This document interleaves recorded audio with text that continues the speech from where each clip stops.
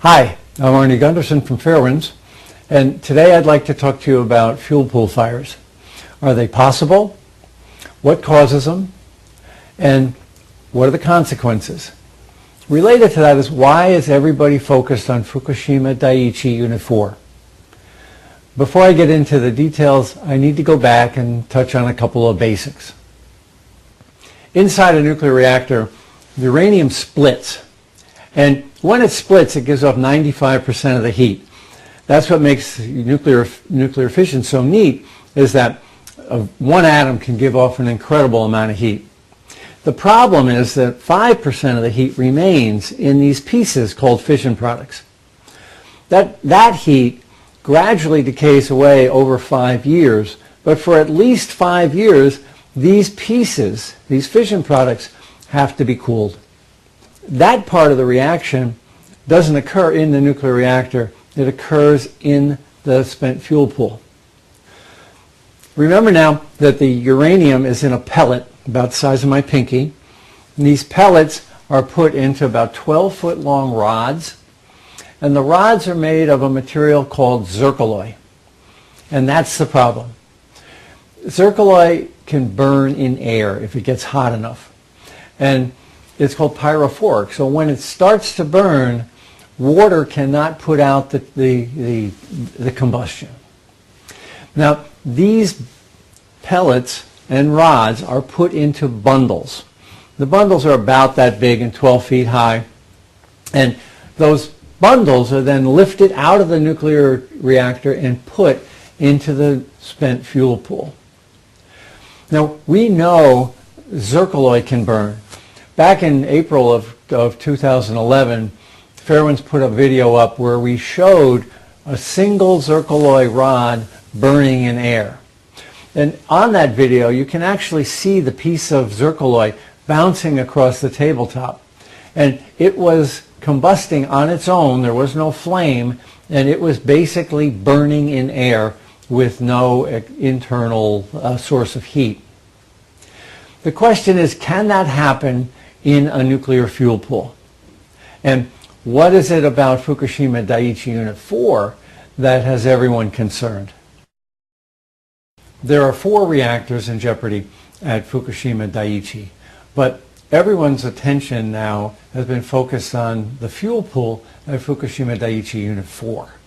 Why is that? Well, in the Mark I design, there is no containment over the fuel pool.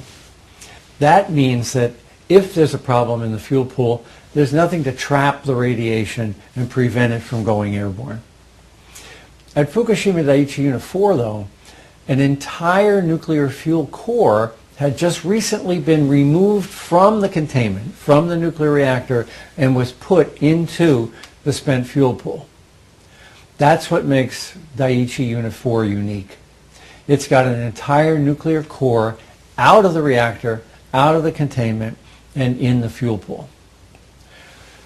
Related to that, though, is the fact that Fukushima Daiichi 4 is also damaged.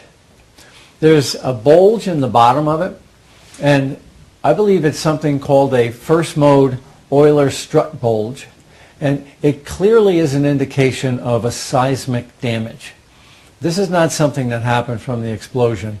The building has been damaged from a seismic event.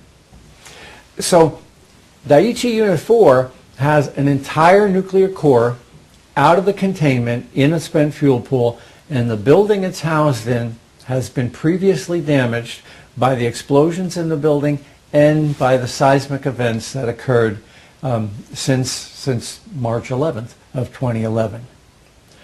That's why all eyes in the world are focused on what's going on in Fukushima Daiichi Unit 4.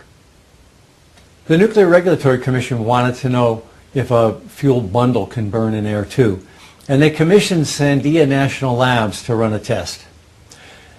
Just by coincidence, the test was done about 2 weeks before the Fukushima Daiichi accident. Now, this was a test of a nuclear fuel bundle, but I need to be clear, there was no spent nuclear fuel in the bundle.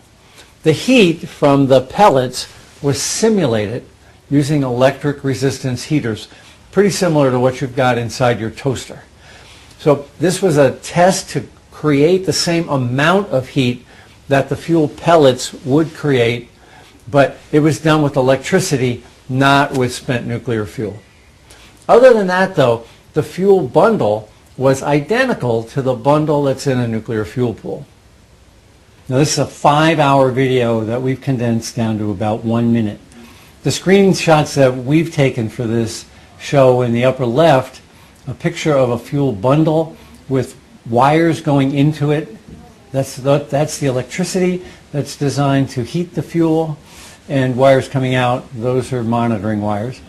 And on the far right is top to bottom looking at the fuel bundle from the side. There's an enormous amount of data collected in these 5 hours, and all of it is on the Sandia site, which we link to from this Fairwind site.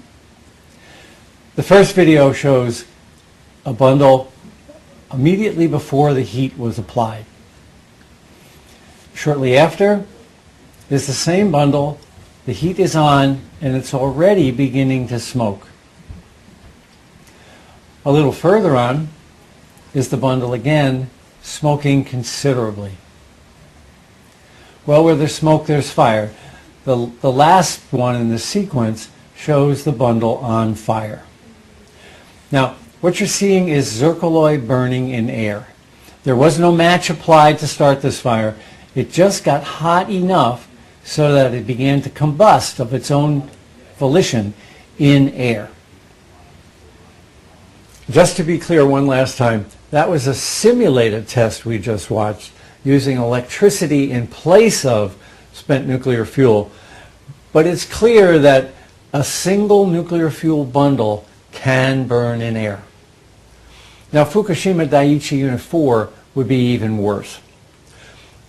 Inside Daiichi's fuel pool are 1,500 fuel bundles, not one, 1,500 fuel bundles, 300 of which are just removed from the nuclear core.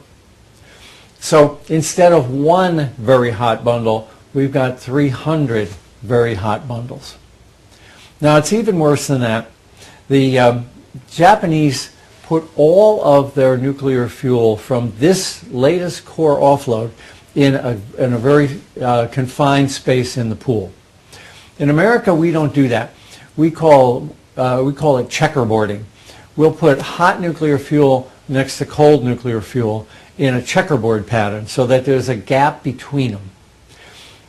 But the Japanese didn't do that. This entire nuclear core is side by side with other physically hot bundles. So is a fuel pool fire possible at Fukushima Daiichi? We've got the video evidence to show it is. And what can make it happen is the real question. In early July, the fuel pool cooling system failed at Fukushima Daiichi. Both the primary pump and the backup pump failed. And for a period of several days, there was no water circulating in the fuel pool. During those days, the pool began to heat up. And it heated up at about 18 degrees Fahrenheit, about 10 degrees centigrade every day. This is a huge pool. It's 300,000 gallons of water. And to think about 300,000 gallons of water heating up at 18 degrees a day gives you a feel for the amount of heat that's in that pool. So after about a week, the pool would begin to boil.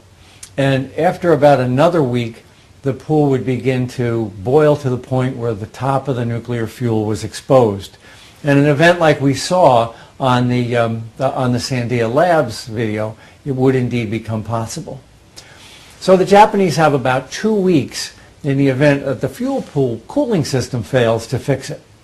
I don't think that'll be a problem. I think they could fix almost every cooling problem in 2 weeks. The real problem is if there's an earthquake. The building is already structurally damaged, and if the pool were to drain from an earthquake, then all bets are off. There's no way to cool the pool, and we know that the heat source is astronomical. The fuel in the pool would catch fire, and the uranium that's then encased in the zircaloy would go airborne. Brookhaven National Labs did a study back in 1998 about this, and they estimate that over 180,000 cancers would result from a fuel pool fire, and that an area of about 40-mile radius would have to be permanently evacuated.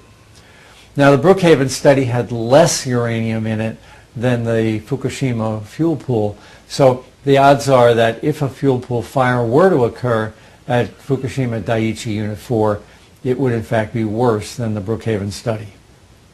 Regardless of what the nuclear industry claims, a fuel pool fire is possible if the water were to drain from a seismic event. Now, this is not just a Fukushima Daiichi Unit 4 problem. There's 23 Mark I reactors in the United States, and they have even more nuclear fuel in them than Unit 4 at Fukushima Daiichi. This is an international problem, especially in the United States, because we have the most of these Mark I reactors. What can we do about it? We can put the pressure on Tokyo Electric and on the Japanese government to get the fuel out of that pool just as quickly as possible. We can't wait for an earthquake to be proven right or wrong. In the United States, we can demand that the Nuclear Regulatory Commission take the fuel out of these fuel pools in the 23 nuclear reactors that are identical to Fukushima Daiichi. Right now, industry pressure to save money is preventing those fuel pools from being emptied. Fairwinds Energy Education has tried to bring forward several really important worldwide technical issues since the accident at Fukushima Daiichi. One of them is the condition of spent fuel pools in the Mark I design. Again, we're asking for your help to continue with our energy education efforts. Maggie and I take nothing from Fairwinds Energy Education, but it does cost money to produce these videos and to do the research and development that support the videos. We're very grateful for the donations we've received so far, and we would appreciate your considering a donation now so we can continue into the future. Thank you very much. I'll keep you informed.